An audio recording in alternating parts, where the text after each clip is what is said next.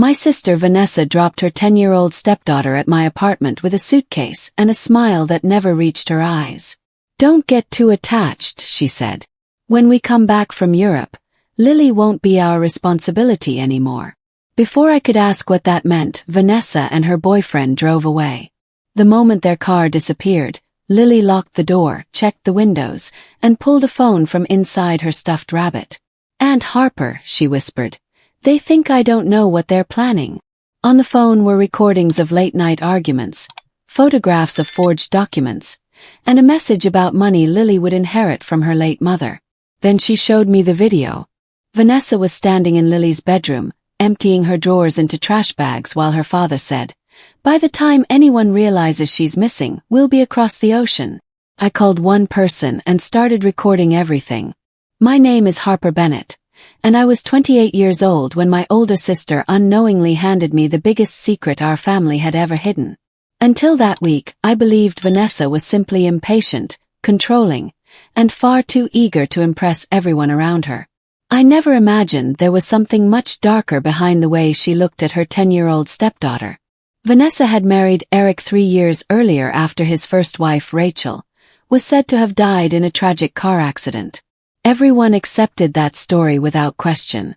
Lily was only 6 then, and whenever anyone mentioned her mother, she would quietly change the subject. Over time, I noticed Vanessa treated Lily politely whenever other people were watching, but the warmth disappeared the moment guests left. Eric always brushed it off by saying parenting was stressful. The morning they left for Europe, Vanessa hugged me, thanked me for watching Lily, then leaned close enough that only I could hear her. "Don't get too attached to her," she whispered with a strange little smile. "When I come back, she won't be my responsibility anymore." I stood frozen, trying to understand what she meant. Boarding school. A relative. Something else. The second their car disappeared down the street, Lily hurried to the front door. "Aunt Harper," she whispered nervously, "please lock every door before I tell you what I heard." I locked the deadbolt while Lily stood in the hallway gripping her purple backpack. I wanted to question her immediately, but the fear in her face stopped me. "Sit with me," I said. "You're not in trouble."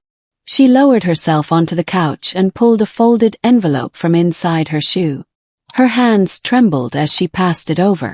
"I found it under a loose board in Dad's office," she whispered, after Vanessa mentioned Mom's old files. Inside was a storage receipt, insurance papers, an address, and a photograph of a woman outside a brick building. I recognized Rachel from old family pictures. The date beneath it was only 6 months earlier. Rachel wasn't dead. The documents named Lily as beneficiary of a protected trust. The address belonged to a women's recovery residence less than 40 minutes away. I called Eric and pretended I needed Lily's medical information. His voice changed instantly. "Stay out of my office," he snapped. "And don't contact anyone about Rachel." That warning confirmed everything. I photographed every page, uploaded copies to a secure account, and called my friend Maya Collins, a family attorney. She told me not to confront anyone or take Lily anywhere without proof that Vanessa had placed her in my care. Then Maya discovered something even worse. Vanessa had already filed paperwork to surrender Lily's custody the day after returning from Europe. Maya drove us to the address that afternoon. Lily sat beside me, clutching the envelope as though someone might steal it. The building was a quiet recovery residence. Maya spoke to the director first, explaining that we had evidence a child had been deliberately separated from her mother. Minutes later, a woman stepped into the lobby. Lily froze. She looked older than the photograph, but her eyes were unmistakable. "Mom," Lily whispered. Rachel covered her mouth and cried. She did not rush forward. She waited until Lily crossed the room and wrapped her arms around her. Once we settled, Rachel told us the truth. She had survived the accident, but severe injuries left her dependent on prescription medication. Eric used her recovery to gain temporary custody, then changed his number and moved. Vanessa later mailed forged adoption papers claiming Lily wanted no contact. Rachel had spent years in treatment and searching. Every birthday letter she sent came back unopened. The storage unit contained those letters, Lily's belongings, and records Eric had hidden from all of us. Then Rachel revealed the reason. Lily's grandfather had left her a protected trust. Eric received yearly payments while serving as guardian, but a much larger amount would be released on Lily's 11th birthday, less than 3 weeks away. Rachel's voice hardened. "They're not in Europe for a vacation," she said. "They're meeting someone who promised to hide the money." The drive home felt completely different. We no longer wondered whether Lily had been lied to. We knew she had. Now the only question was whether we could protect her before Vanessa and Eric returned. Maya immediately contacted child protection authorities and requested an emergency hearing. She explained that we had evidence suggesting Lily had been deliberately isolated from her biological mother, and that financial decisions involving her trust deserved immediate review. Rachel handed over every medical record documenting her recovery, every returned letter, and every receipt showing the years she had spent trying to find Lily. I provided the messages Vanessa had sent asking me to watch Lily for the week, along with the recording Lily had secretly captured. The investigators moved quickly but carefully. They confirmed Eric had recently submitted paperwork attempting to redirect future trust payments into a newly opened overseas account. Fortunately, the transfer had not yet been completed. While officials handled the legal side, I focused on Lily. We baked cookies, finished her summer reading assignments, watched old movies, and talked before bedtime. For the first time in years, she laughed without immediately looking over her shoulder. Then Vanessa started texting me cheerful vacation photos every few hours. "Having fun," she wrote. "Has Lily mentioned anything strange?" I replied with smiling emojis and ordinary updates, pretending everything was perfectly normal. Late the following evening, Maya called. "They recovered the storage unit," she said. "The evidence is even stronger than we expected." Seconds later, another message appeared from Vanessa. "Change of plans. We're coming home tomorrow." The next afternoon, Vanessa and Eric pulled into my driveway laughing, carrying shopping bags and coffee cups as if they had returned from a perfect vacation. They had no idea that everything had already changed. Maya arrived minutes earlier with a child welfare representative and a court officer. Rachel waited quietly in my living room, her hands shaking but her expression steady. Lily stayed upstairs with a counselor, away from the confrontation. Vanessa walked through the front door smiling. The moment she saw Rachel, the smile disappeared. "That's impossible," she whispered. Eric immediately stepped forward. "She shouldn't be here. She abandoned Lily years ago." Rachel calmly placed her medical records, returned letters, and recovery documents on the table. Maya explained each document without raising her voice. Vanessa suddenly pointed at Eric. "You told me she signed everything. You said she never wanted contact." Before Eric could answer, I pressed play on Lily's recording. Vanessa's own voice filled the room. "Once we collect the money, she won't be our responsibility anymore." Silence followed. Eric turned toward the stairs and shouted Lily's name, demanding she explain herself. The child welfare representative immediately stopped him and reminded everyone that Lily would not be questioned without proper support.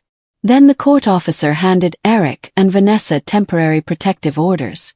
Their access to the trust was frozen pending investigation. Eric lowered his head. "You have no idea what you've cost us," he muttered.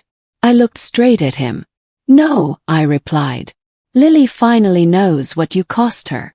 4 days later, we walked into family court carrying folders instead of fear. The emergency hearing wasn't about revenge. It was about making sure Lily would finally be protected. The judge carefully reviewed every piece of evidence. Rachel's treatment records, the returned birthday letters, the forged documents, Lily's recording, the attempted trust transfer, and the messages showing Vanessa planned to give up custody immediately after returning from Europe.